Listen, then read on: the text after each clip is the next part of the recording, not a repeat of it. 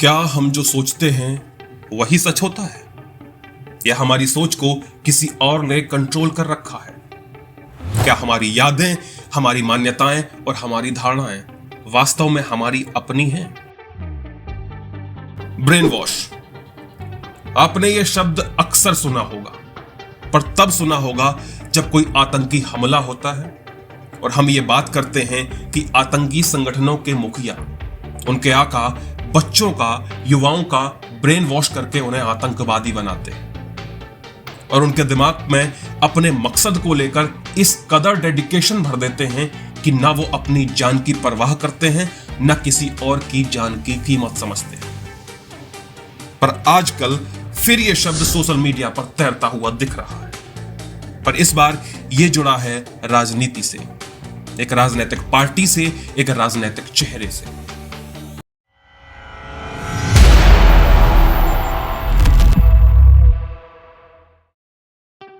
Brain wash एक मनोवैज्ञानिक प्रक्रिया है जिससे इंसान के दिमाग को कंट्रोल किया जा सकता है। आज हम समझेंगे ब्रेन वॉश थ्योरी की वैज्ञानिक सच्चाई। ब्रेन वॉशिंग का तात्पर्य है कि किसी व्यक्ति के विचारों, मान्यताओं और व्यवहार को जबरन बदलना। यह प्रक्रिया तब प्रभावी होती है जब कोई व्यक्ति मानसिक दबाव, डर या बार बार दोहराए जाने वाले संदेशों के प्रभाव में होता है। ब्रेन वॉशिंग का आधार मनोवैज्ञानिक सिद्धांतों पर निर्भर करता है, जैसे कि क्लासिकल कंडीशनिंग और ऑपरेंट कंडीशनिंग। इनके बारे में हम आगे बात करेंगे।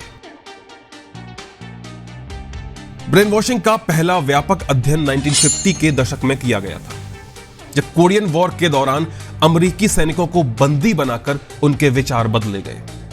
कैदियों को यह भरोसा दिलाया गया कि उनका देश गलत है और वे कम्युनिस्ट विचारधारा को अपनाने लगे। यह सब हुआ मानसिक और शारीरिक प्रताड़ना, अलगाव और बार बार दोहराए जाने वाले प्रचार से। धार्मिक कल्ट्स और राजनीतिक समूह भी ब्रेन वॉशिंग की तकनीकों का भरपूर उपयोग करते हैं। जिम जोन्स के पीपल्स टेंपल कल्ट में सैकड़ों लोगों को आत्महत्या करने के लिए मानसिक रूप से तैयार किया गया था। इसी तरह नाजी जर्मनी में एडोल्फ हिटलर ने प्रचार तकनीकों का उपयोग करके लाखों लोगों की मानसिकता को प्रभावित किया। ब्रेन वॉशिंग केवल एक मनोवैज्ञानिक अवधारणा नहीं है, बल्कि इसके पीछे ठोस वैज्ञानिक प्रमाण भी मौजूद है। न्यूरोसाइंस के अनुसार जब कोई व्यक्ति लगातार एक ही विचारधारा के संपर्क में रहता है तो उसके दिमाग की संरचना बदलने लगती है। एमआरआई स्कैन से पता चलता है कि भय, तनाव और सामाजिक दबाव के कारण मस्तिष्क के निर्णय लेने वाले हिस्से प्रीफ्रंटल कॉर्टेक्स पर प्रभाव पड़ता है। आज ब्रेन वॉशिंग केवल युद्ध या कट्टरपंथ तक सीमित नहीं है। हम हर दिन मीडिया, सोशल नेटवर्क और विज्ञापनों द्वारा प्रभावित होते रहते हैं।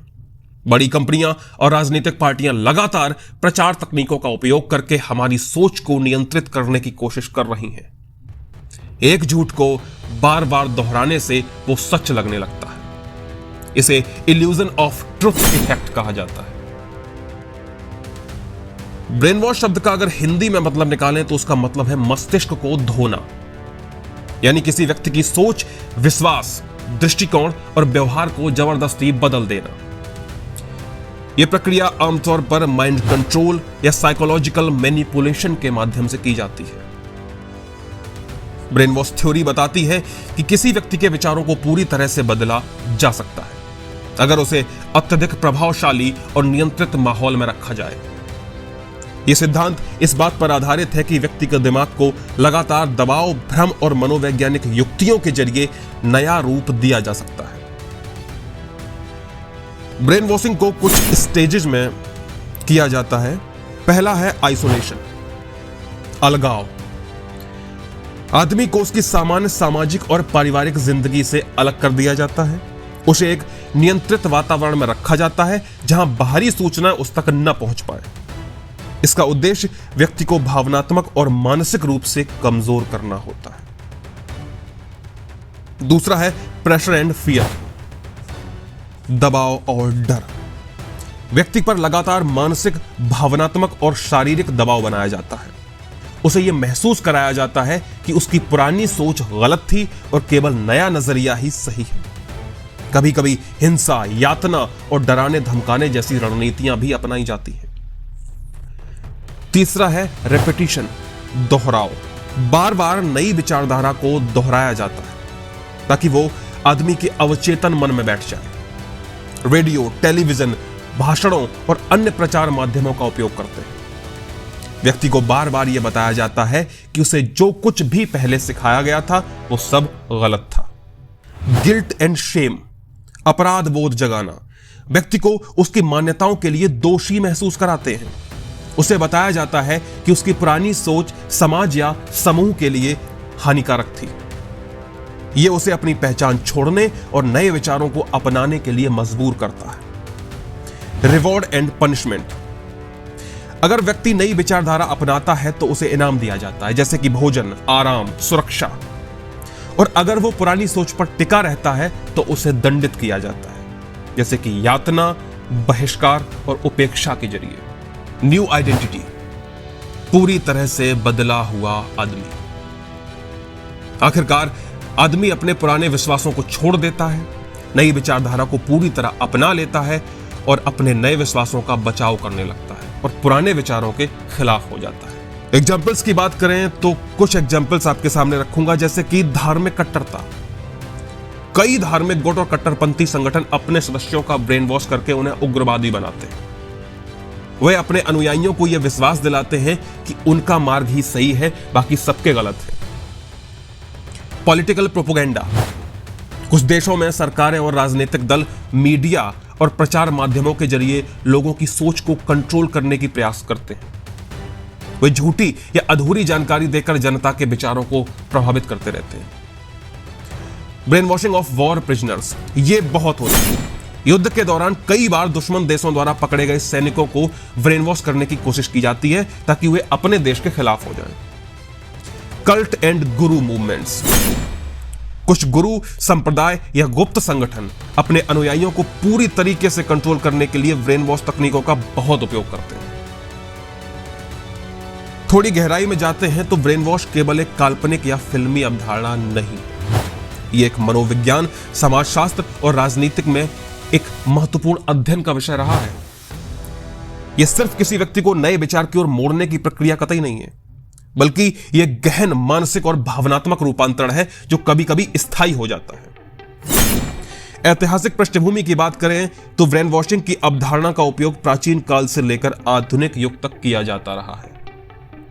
प्राचीन काल में विभिन्न साम्राज्यों ने अपने विचारधारा को थोपने के लिए कैदियों, दासों और विजय प्राप्त क्षेत्रों के लोगों को अपने अनुसार ढालने की कोशिश की। सेकेंड वर्ल्ड वॉर 1939 से 1945, नाजी जर्मनी और जापान में विचारधारा परिवर्तन के लिए प्रचार तंत्र का उपयोग बहुत किया गया। कोरियाई युद्ध 1950 से 1953, यह पहला अवसर था जब ब्रेन वॉशिंग शब्द का व्यापक रूप से उपयोग हुआ। अमेरिकी सैनिकों ने आरोप लगाया कि चीन और उत्तर कोरिया ने युद्ध बंदियों को मनोवैज्ञानिक नियंत्रण से बदलने की कोशिश की। कोल्ड वॉर के दौरान अमेरिका और सोवियत संघ दोनों ही प्रचार और मनोवैज्ञानिक युद्ध का उपयोग करके अपने पक्ष में जनता की सोच बदलने का प्रयास करते रहते थे। ब्रेन वॉशिंग एक गहन मनोवैज्ञानिक प्रक्रिया है जो कुछ सिद्धांतों पे काम करती है, जिसमें पहला है क्लासिकल कंडीशनिंग। इसमें पावलोव के कुत्तों पर किए गए प्रयोग में देखा गया कि बार बार दोहराई गई प्रक्रिया किसी के व्यवहार को स्थायी रूप से बदल सकती है। क्लासिकल कंडीशनिंग का सिद्धांत इवान पावलोव द्वारा दिया गया था। यह सिद्धांत तो सीखने की प्रक्रिया को समझाने में मदद करता है, जिसमें कोई व्यक्ति या जानवर दो घटनाओं के बीच में संबंध स्थापित करके एक नई प्रतिक्रिया सीखता है, जिसे सिग्नल लर्निंग कहते हैं। पावलोव ने अपने प्रयोग में कुत्तों पर अध्ययन किया और यह समझने की कोशिश की कि वे भोजन पर कैसे रिएक्ट करते हैं। यह 3 स्टेज में हुआ। पहला बिफोर कंडीशनिंग, फिर ड्यूरिंग कंडीशनिंग और आफ्टर कंडीशनिंग। बिफोर कंडीशनिंग में कुत्ते को भोजन दिखाया गया और भोजन देख के कुत्ते की लार टपकी अपने आप। दूसरी कंडीशन में पावलोव ने क्या किया कि भोजन देने से पहले सिर्फ घंटी बजाई, उसके बाद भोजन दिया और यह प्रक्रिया कई दिनों तक दोहराई गई। अब कुत्तों ने भोजन और घंटी की आवाज के बीच संबंध स्थापित कर लिया। उसके बाद आई तीसरी स्टेज, आफ्टर कंडीशनिंग। इस बार क्या हुआ कि भोजन नहीं दिए, सिर्फ घंटी बजाई और कुत्तों ने केवल घंटी सुनकर ही लार टपकाना शुरू कर दिया। अब इस कंडीशन में घंटी जो थी वो बन गई कंडीशन स्टिमुलस और लार आना बन गया कंडीशन रिस्पॉन्स। ठीक इसी तरह ब्रेन वॉश में भी व्यक्ति को बार बार वही विचार दिए जाते हैं जिससे उनका दिमाग धीरे धीरे उसी अनुसार ढल जाता है। दूसरा सिद्धांत है ऑपरेंट कंडीशनिंग। जब व्यक्ति नए विचारों को अपनाता है तो उसे इनाम देते हैं, जैसे स्वतंत्रता, भोजन, प्रशंसा। और अगर व्यक्ति पुराने विचारों पर अड़ा रहता है तो उसे दंड मिलता है, जैसे कि यातना, उपेक्षा और अलगाव। इससे व्यक्ति की सोच स्वाभाविक रूप से बदलने लगती है। तीसरा सिद्धांत लेके चलते हैं सोशल प्रूफ का उपयोग। जब किसी व्यक्ति को ऐसे माहौल में रखा जाता है जहां सभी लोग एक निश्चित विचारधारा का पालन करते हैं तो वो आदमी भी वही मानने लगता है। इसे हर्ड मेंटालिटी कहते हैं, भीड़ की मानसिकता। चौथा सिद्धांत है कॉग्निटिव डिसोनेंस का। अगर किसी व्यक्ति को यह विश्वास दिलाया जाए कि उसकी पुरानी सोच और वर्तमान वास्तविकता के बीच में टकराव है तो वो खुद को नई सोच के हिसाब से ढालने लगता है। फॉर एग्जाम्पल, अगर किसी कैदी को बार बार यह बताया जाए कि उसकी मातृभूमि ने उसे धोखा दिया तो वो धीरे धीरे उस पर डाउट करने लगता है। ब्रेन वॉशिंग केवल राजनीतिक या सैन्य क्षेत्र तक सीमित नहीं है, बल्कि ये हमारे रोजमर्रा के जीवन में भी दिखता है। विज्ञापन और मार्केटिंग में कंपनियां अपने उत्पादों को लोगों की जरूरत बना देती हैं, चाहे वो जरूरी हो या ना हो। ब्रांड लॉयल्टी बनाने के लिए कस्टमर्स को लगातार एक ही संदेश दिया जाता है। सोशल मीडिया और न्यूज मीडिया में मीडिया हाउस और सोशल मीडिया प्लेटफॉर्म लोगों को एक तरफा खबरें दिखाकर उनकी सोच को प्रभावित करते हैं। एल्गोरिदम के जरिए लोगों को वही सामग्री बार बार दिखाई जाती है जो उसकी मौजूदा सोच को मजबूत करे।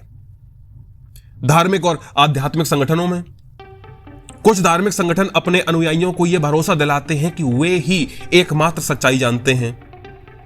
अनुयायियों को बाहरी दुनिया से काटकर डर और वादों के मिश्रण से उनके विचार बदले जाते हैं।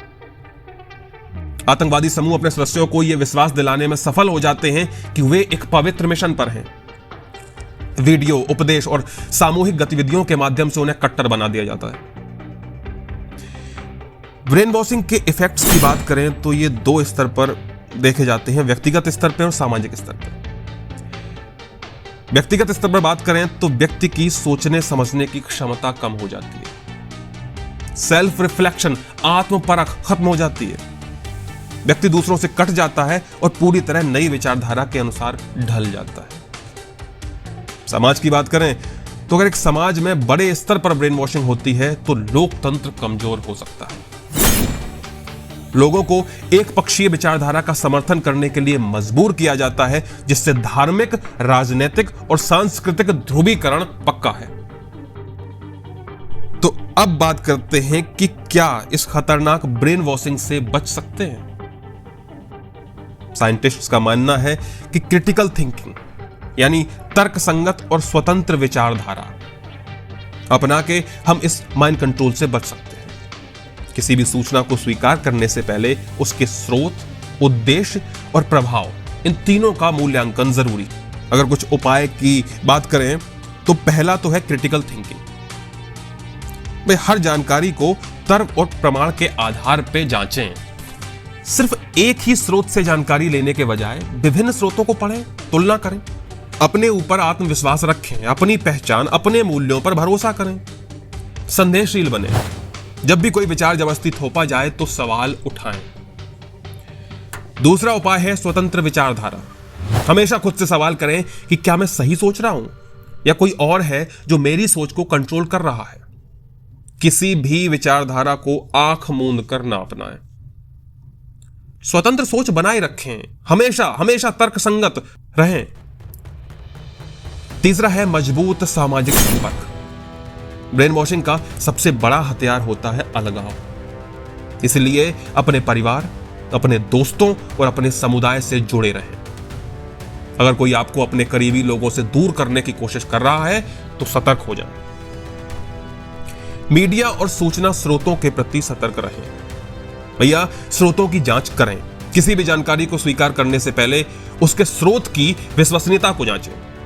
सोशल मीडिया और न्यूज प्लेटफॉर्म की एल्गोरिदम को समझें और निष्पक्ष जानकारी तक पहुंचने की कोशिश करें। किसी भी समाचार या विचारधारा को अपनाने से पहले तथ्यों की जांच करनी जरूरी है। ब्रेन वॉशिंग एक बेहद प्रभावशाली और खतरनाक तकनीक है जो किसी भी व्यक्ति, समाज या राष्ट्र की सोच को बदल सकती है। हालांकि यह अक्सर राजनीति, युद्ध, धर्म और मीडिया में इस्तेमाल होता है। पर आप कोशिश करें तो स्वतंत्र सोच रखकर, तार्किक दृष्टिकोण रखकर और मजबूत सामाजिक संबंधों के माध्यम से हम इससे बच सकते हैं और एक स्वतंत्र विचारक बने रह सकते हैं। अगर आपको कभी लगता है कि आपकी सोच को कोई जबरदस्ती बदलने की कोशिश कर रहा है तो खुद से सवाल करें, तथ्यों को जांचें, अपनी बुद्धि का इस्तेमाल करें। अगर आपको लगता है कि आप किसी ऐसी स्थिति में हैं तो सतर्क हो जाएं और अपनी सोचने समझने की शक्ति को मजबूत बनाए रखें।